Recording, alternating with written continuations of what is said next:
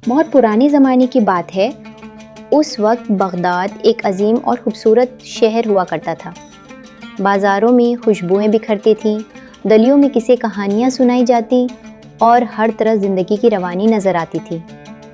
مگر اسی بغداد کے ایک پسماندہ محلے میں ایک غریب بیوہ عورت اپنے اکلوتے بیٹے علاء الدین کے ساتھ کچے سے مکان میں رہتی تھی۔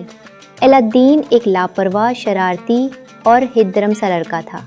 اسے نہ پڑھائی کا شوق تھا نہ کسی کام کا۔ سارا دن دوستوں کے ساتھ گلیوں میں کھیلتا، تماشے دیکھتا اور اپنی ماں کی محنت کی کمائی ضائع کرتا رہتا۔ ماں اسے بہت سمجھاتی مگر وہ ہنستے ہنستے بات ٹال دیتا۔ اس کی ماں دن رات لوگوں کے کپڑے دھو کر، سلائی کر کے چند سکے کماتی اور اسی سے دونوں کا پیٹ پالا کرتی۔ ایک دن علاء الدین گلی میں کھیل رہا تھا کہ ایک اجنبی شہر میں داخل ہوا۔ وہ لمبے قد کا، سر پر پگڑی باندھے، ہاتھ میں ایک سہل زدہ لکڑی لیے تھا۔ اس کی آنکھوں میں ایک عجیب سی چمک تھی۔ وہ لوگوں سے پوچھتا پھر رہا تھا، کیا یہاں کوئی علاء الدین رہتا ہے؟ جب وہ علاء الدین تک پہنچا تو مسکرا کر بولا، بیٹے میں تمہارا چچا ہوں، برسوں پہلے دور ملک گیا تھا، اب لوٹا ہوں۔ علاء الدین حیران رہ گیا۔ اس نے تو کبھی کسی چچا کا نام تک نہ سنا تھا، مگر جب وہ اس اجنبی کو ماں کے پاس لے گیا تو اس شخص نے چالاکی سے عورت کو یقین دلایا کہ وہ اس کا شوہر کا بھائی ہے۔ اس نے کہا، میں چاہتا ہوں کہ اپنے بھتیجے کو ایک امیر اور کامیاب انسان بناؤں، میرے ساتھ چلے گا تو قسمت بدل جائے گی۔ ماں نے بیٹے کے اچھے مستقبل کی امید میں اجازت دے دی۔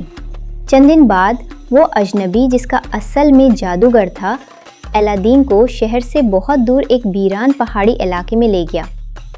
وہاں ایک سنسان جگہ پر اس نے زمین پر کچھ منتر پڑھے اور عصا زور سے زمین پر مارا۔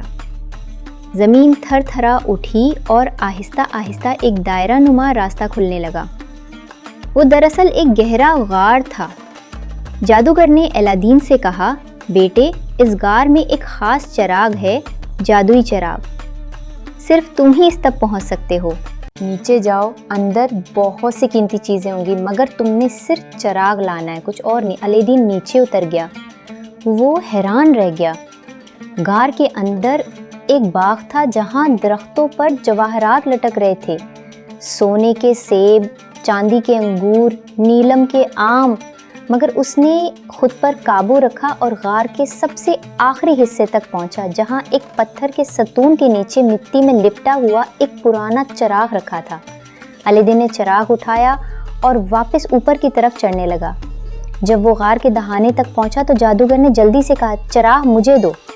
علاء الدین کو شک ہوا۔ اس نے کہا، نہیں، پہلے مجھے اوپر نکالو، پھر چراغ دوں گا۔ جادوگر غصے سے بپھر گیا۔ اس نے زمین پر کچھ منتر پڑھے اور دھماکے سے غار کا دہانہ بند کر دیا۔ علاء الدین اندھیرے میں قید ہو گیا۔ وہاں نہ روشنی تھی، نہ پانی، نہ راستہ۔ وہ گھبرا کر زمین پر بیٹھ گیا اور چیخنے لگا۔ پھر اچانک اس نے چراغ کی مٹی صاف کرنے کے لیے ہاتھ پھیرا۔ جیسے ہی اس کا ہاتھ چراغ پر گیا، ایک زوردار دھماکے کے ساتھ دھواں نکلا اور ایک دیو ہیکل جن اس کے سامنے ظاہر ہو گیا۔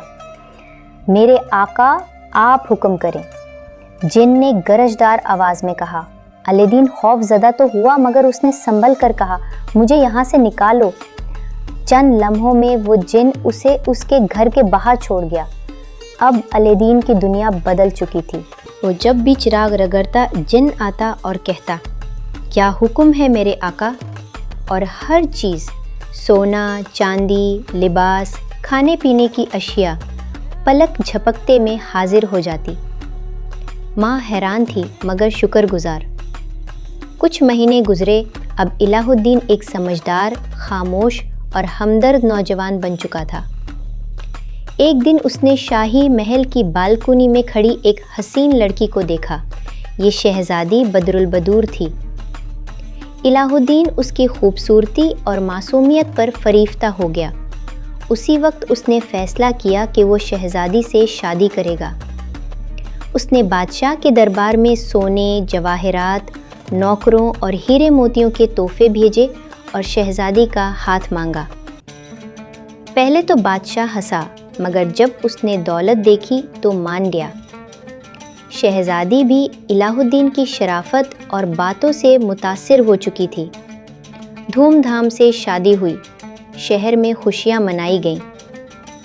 الہ الدین اب شہزادہ تھا، مگر کہانی یہاں ختم نہیں ہوتی۔ پرانا جادوگر پھر واپس آیا۔ اس نے سنا کہ الہ الدین اب بادشاہ کا داماد بن چکا ہے اور اس کے پاس اب بھی چراغ موجود ہے۔ اس نے محل کے باہر فقیر کا روپ دھارا اور آواز لگائی، پرانے چراغ لے آؤ، نیا لے جاؤ۔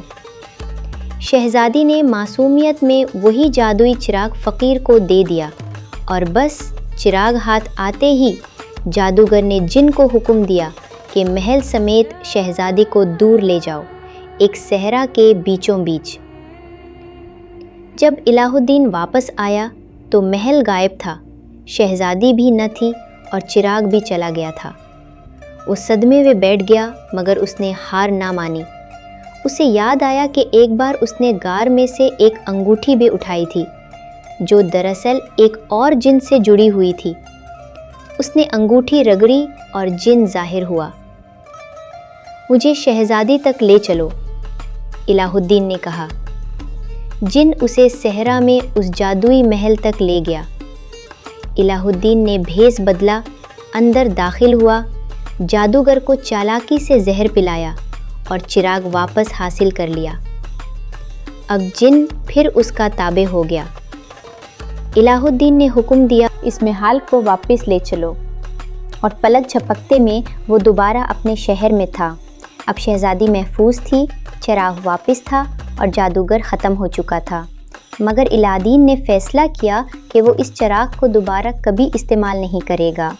اس نے اسے ایک گہرے کنویں میں پھینک دیا۔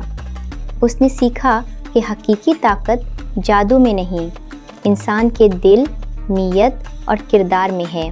وہ شہزادی کے ساتھ خوش رہا، لوگوں کی خدمت کی اور انصاف سے حکومت کی۔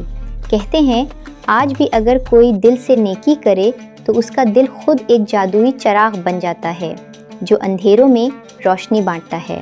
کیا آپ جانتے ہیں وہ چراغ جو صرف جادو کا نہیں بلکہ دلوں کی روشنی کا بھی سرچشمہ تھا؟ الہ الدین کی حیرت انگیز کہانی جو آج بھی ہمارے دلوں کو جلا دیتی ہے۔